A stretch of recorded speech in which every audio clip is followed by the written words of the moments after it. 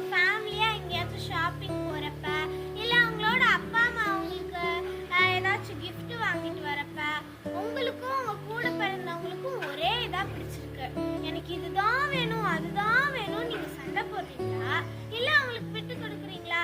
விட்டு கொடுத்தா ஏசப்பா வந்து அவங்களுக்கு பெஸ்ட்டாக தருவாங்க ஃப்ரெண்ட்ஸ். கிஃப்டான ஒரு பொண்ணு இருந்தா. அவள் வந்து அவளோட சம்மர் வெக்கேஷனுக்கு அவளோட ரிலேட்டிவ்ஸ் வீட்டுக்கு போனான். அங்கேயும் நிறைய சின்ன குழந்தைங்க இருந்தாங்க.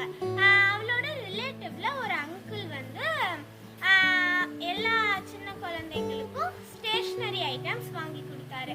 அப்போ வந்து எல்லாரும் அடிதடி சண்டையோட இது வேணும் அது வேணும் அப்படின்னு சண்டை போட்டுக்கிட்டு இருந்தாங்க. ஆனால் கிஃப்டாக மட்டும் உங்களுக்கு எது பிடிச்சிருக்கோ அது எல்லாத்தையும் எடுத்துக்கோங்க, நான் கடைசியாக சூஸ் பண்ணிக்கிறேன் அப்படின்னு சொன்னாலாம் ஃப்ரெண்ட்ஸ். எல்லாரும் எப்படியோ சண்டை போட்டு எடுத்து முடிச்சிட்டாங்க.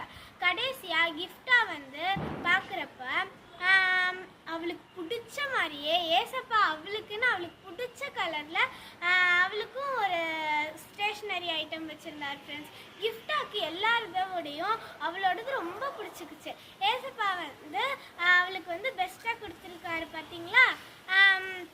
பைபிளில் கூட ஒருவரில் ஒருவர் அன்பு கூறுங்கள் அப்படின்னு போட்டிருக்குது ஃப்ரெண்ட்ஸ். நம்ம எப்பயுமே நம்மளோட சிப்ளிங்ஸ் கூட நம்ம சண்டை போடாமல் அவங்களுக்கு விட்டு கொடுத்து அவங்க மேலே எப்பயுமே பாசமாக இருக்கணும் ஃப்ரெண்ட்ஸ். ஓகேவா? இனிமேல் எல்லார் மேலேயும் பாசம்